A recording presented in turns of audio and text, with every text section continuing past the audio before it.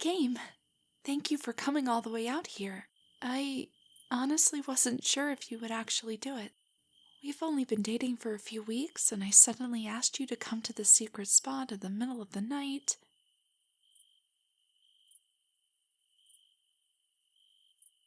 I know that it's pretty warm already, but that's, not really what I meant. No, it's fine, really. Don't worry too much about it. Oh, I'm sorry for just letting you stand around here. I prepared a blanket for us, over there. Please, sit down.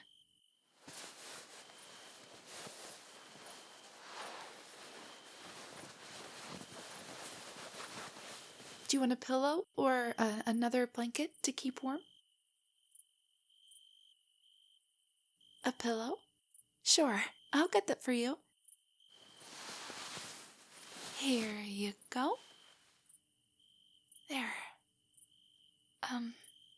Are you comfortable?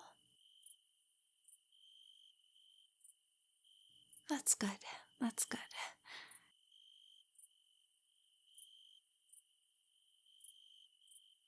Well, the reason I asked you to come here, well, it's kind of embarrassing. Promise not to laugh.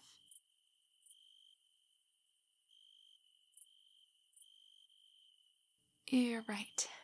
It's a bit too late to ask that now since, you're already here and all.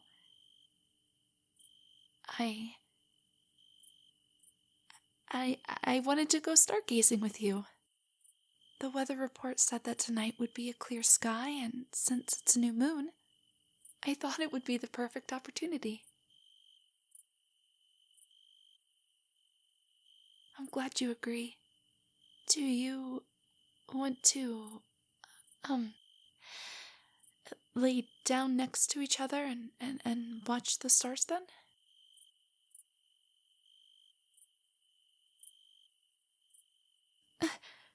My eyes don't sparkle like the stars.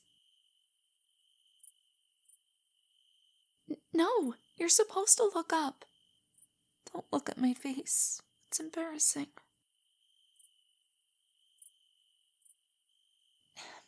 I'm not cute. There's lots of prettier girls out there. Girls who don't spend all day in the library or studying at home.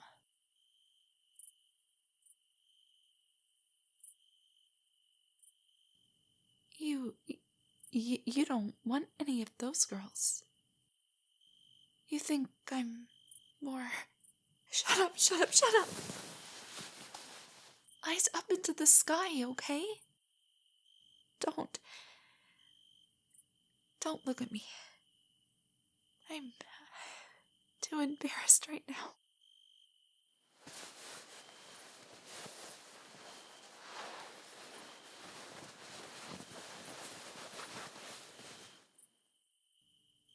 Wow. No matter how often I do this, I'm still surprised each time. When your eyes finally get used to the dark, the sky becomes so incredibly beautiful.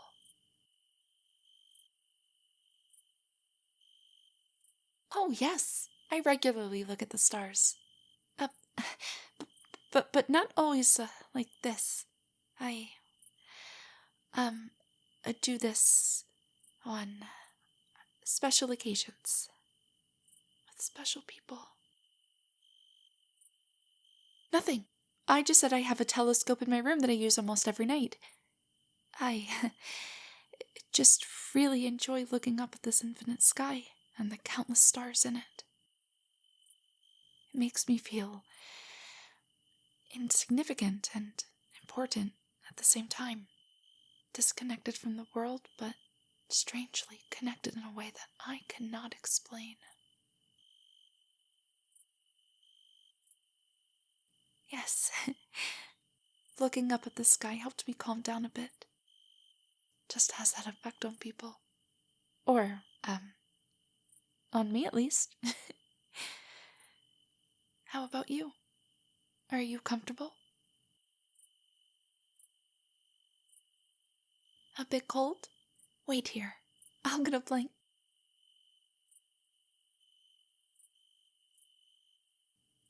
Oh, cuddle for warmth. Is that why you didn't want a blanket before? You really planned this all along, didn't you? Well, fine. We can cuddle for a bit. Can I, lay my head on your shoulder? Thank you. I, kind of wanted to do that ever since we met, to be honest. Your shoulder is so comfortable, and I feel so safe in your arms. Are you warm enough?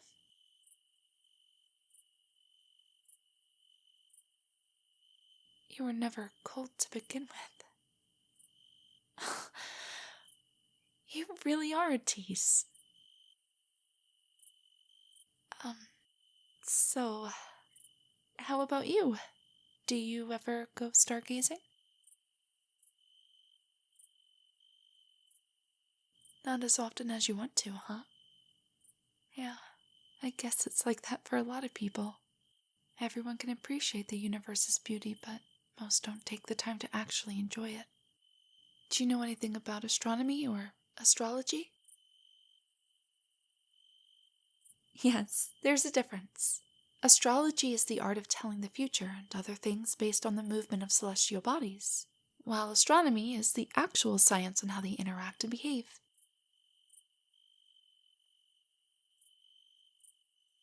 No, I don't believe in astrology. Not in that way, at least. But, I don't know, I like how poetic some of the interpretations and stories are. And to imagine what the people who thought of them felt like in the moment. You can actually learn a lot about history and past cultures from lore and traditions and stuff like that. Well, what I mean is...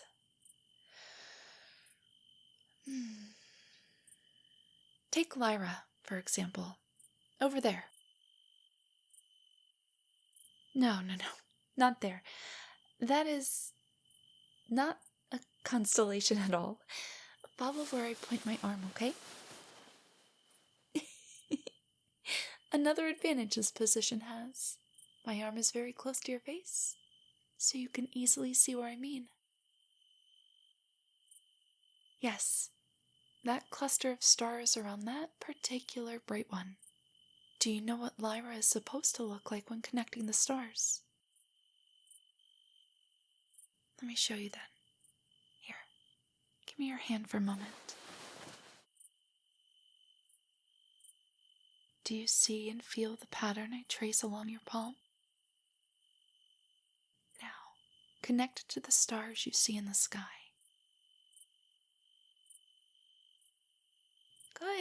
Good! Now, to explain what I was talking about, do you know about Greek mythology? Just the basics, huh? Okay. Are you familiar with the myth of Orpheus, then? Yeah. It's not that well known. The story's about a legendary musician who was famous for his skill with the lyre. His music was so beautiful it could charm the whole world, even trees or rocks. When his wife died and was sent to the underworld, he followed after her in order to bring her soul back. Orpheus managed to charm the god of the underworld, Hades, and got permission to take his wife back to the world of the living. The only condition was that he was not allowed to look back until they left the underworld. However, as he led his wife, his doubts began to grow stronger, and he became afraid that Hades had cheated him. So he looked back, and he saw his wife being pulled back into the darkness, never to leave again. For the rest of his life, Orpheus never married again and traveled the world aimlessly. After his death, Zeus raised his lyre into the sky and turned it into the constellation we even see today.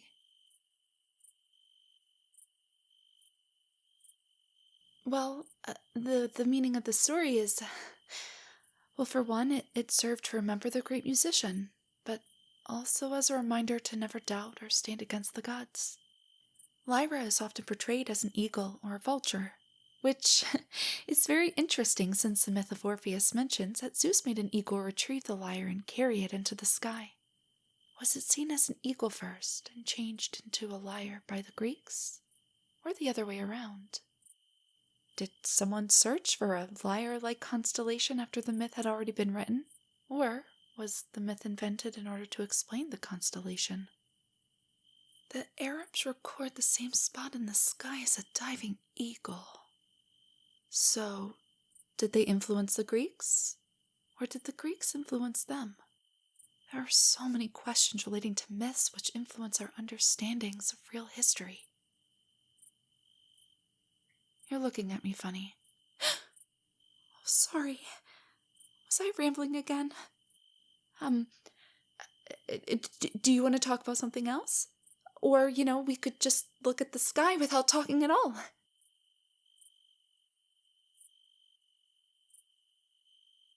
You like to hear me talk? But why?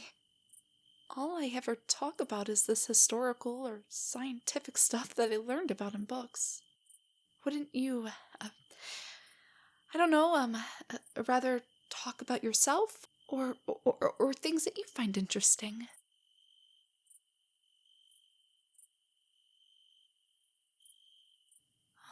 So you think it's nice when people talk about their passion and hobbies, huh? What? I don't know about that. My previous partners always got upset when I tried to explain this stuff to them and just told me to be more quiet. So I learned to stop myself before I got too deep into any explanation.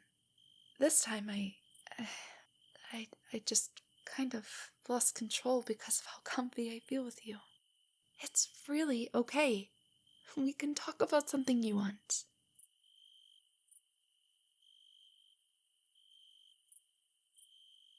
Are you sure about that?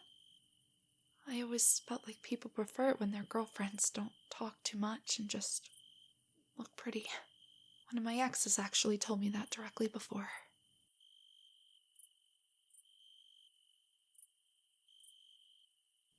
No, I didn't break up with him for that. He broke up with me a few weeks after that, to be honest. Probably because I didn't listen to him and wasn't quiet enough. He seemed very upset with me. Called me pretentious and annoying and ugly and...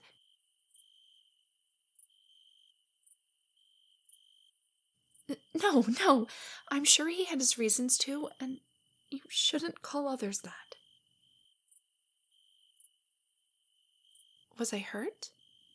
I mean, yeah, but I took it as a learning experience and tried to be better.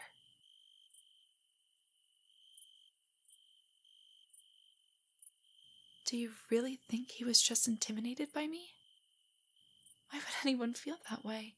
I mean, just look at me.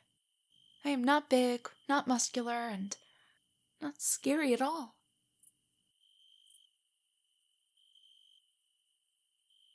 Oh, no, I am really not that smart.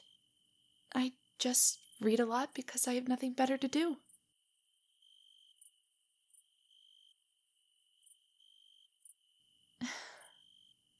Stop doubting myself. You make it sound so easy.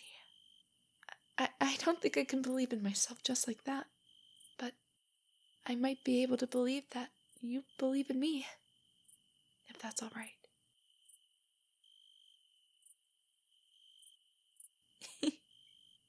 Then I'll be relying on you for that. You really are the most amazing partner I've ever had, you know? Is it Is it okay if I cuddle a little bit closer to you? Thank you. You smell really nice. Are you sure you want me to continue? We could just make out or something. My previous partners only ever wanted that. You just hesitated for a second, didn't you? I knew it. Don't try to deny it.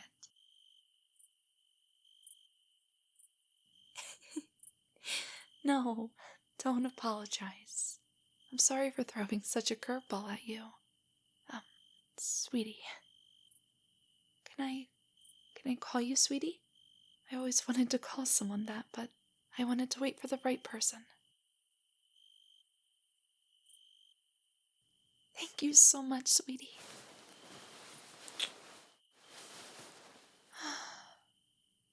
I am so happy right now. I get to call you sweetie. We are lying under a perfectly clear night sky, and you even want to hear my rambles about the stars. Do you want to hear more about Lyra, or do you want to hear about another constellation? Oh yes, there's absolutely more to say about Lyra and its stars. For example, between those two stars at the bottom of the constellation, there is a ring nebula. We can't see it with just our eyes, but I actually got a glance at it with my telescope once.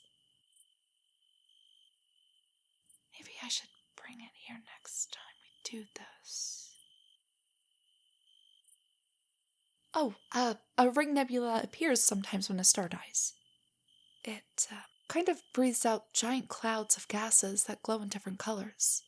It's like the last act of rebellion against the impending doom. A scream of passion and expression. Stars aren't alive, of course, but it's very poetic to think about it like that. Don't you think? I'm glad you can agree. So, I am not the only one. What else is there to know about Lyra? Oh, of course! How could I forget about that? Do you see the star on the very right of the constellation? The brightest one. That is Vega. You might have heard that name before. The second brightest star in the northern sky. It's also relatively close to us. Only about 25 light years. Yes, that is very close. On a cosmetic scale, at least. Do you see the star on the bottom of the constellation? The one near the ring nebula I pointed out. Yes. That one is around 600 light years away. Really puts things into perspective, doesn't it? Vega is often called the second most important star after the Sun, since so many astronomers research it.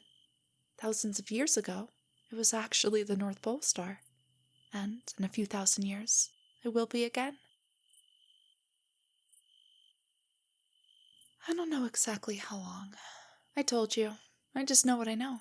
I'm not an expert by a long shot, but that is not the reason why I pointed out Vega specifically.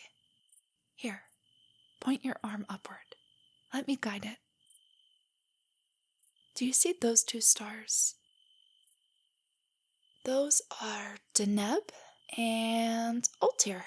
Together with Vega, they form the summer triangle. Like the name suggests, it's mainly visible in the summer months.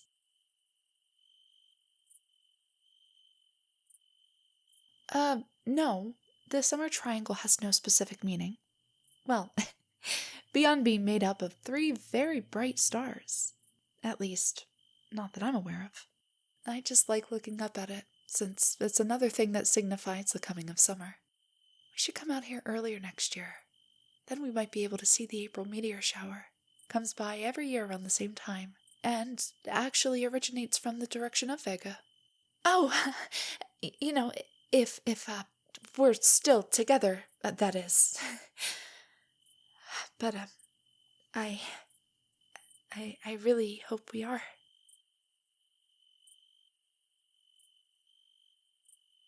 You think so too? Then it will absolutely happen. I believe in it. Shh. I'm waiting for a shooting star, so the last thing we said will come true. There was one. Did you see it? I know, it was just a coincidence, but I like to believe that means something. Maybe that was also the reason that humans attach such great meaning to the constellations all throughout history. The thought that maybe something greater than us guides our way and approves of our actions is incredibly empowering. Why are you looking around like that? Did you lose something? Oh, you can't find Sirius, huh? Oh, no, I'm not making fun of you. It would be a lot more worrying if you did actually find it. Right now, Sirius is somewhere behind the sun, so can't actually see it during the summer nights. Why are you so interested in it? Oh, because you heard of it before. Do you also know its nickname? That's right, the dog star. Why is it called that? Well, for one, it is the brightest star in the Canis Major constellation, but I think there was also another reason as well. Let me think. Ah, yes. You see, the ancient Greeks and the Romans thought that the star had a bad influence on dogs. In the late summer, when it's especially hot, Sirius rises just before the sun does. And since dogs can't handle hot weather that well, they thought that Sirius was making the dogs sick. It's even referenced in the Iliad. Yes, that is the story of the Trojan War. Anyways, I think it went like this. Sirius rises late in the dark liquid sky. On summer nights, star of stars, Orion's dog they call it brightest. Of all but an evil portent, bringing heat and fevers to suffering humanity.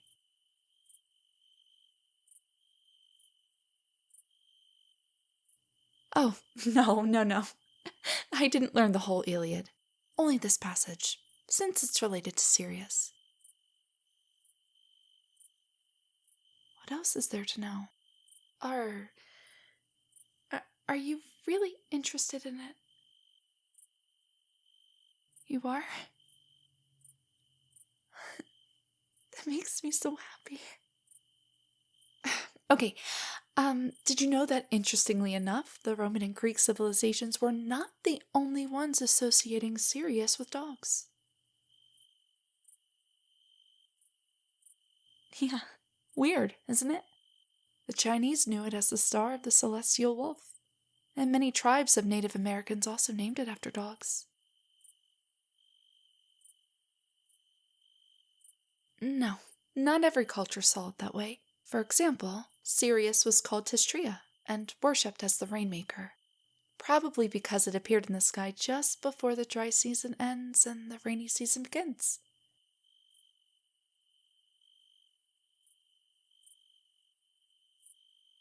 Is there more to know?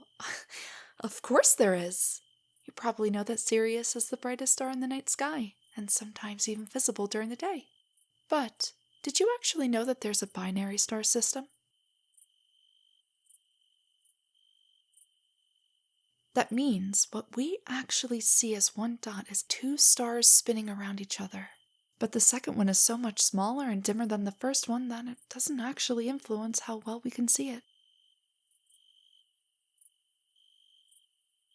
Their names.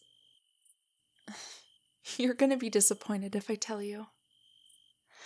Okay, the one that we see is called Sirius A, and the other one is called Sirius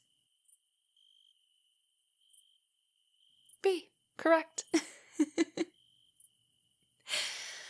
Astronomers have a much less interesting sense for names than astrologers.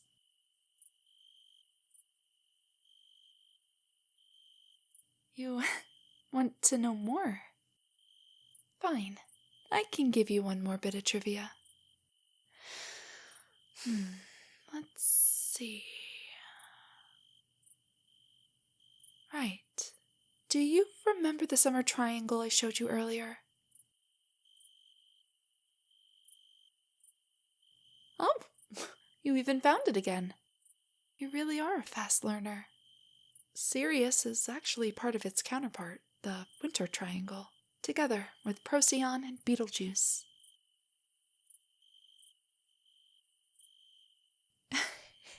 No, that's it.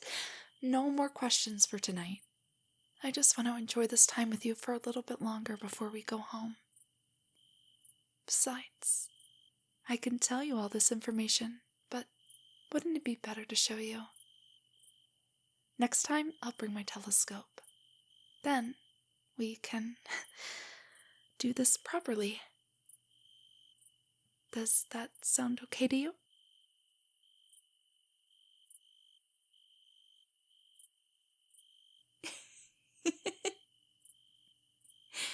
You won't say no to more cuddles. Neither do I.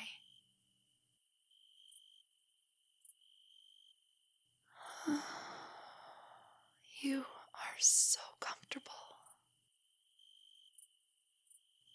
I'm getting really tired. Hey, if I accidentally fall asleep, do you promise to wake me up in time? We don't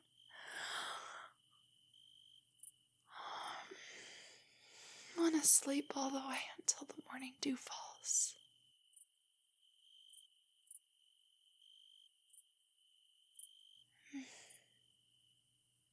Thank you.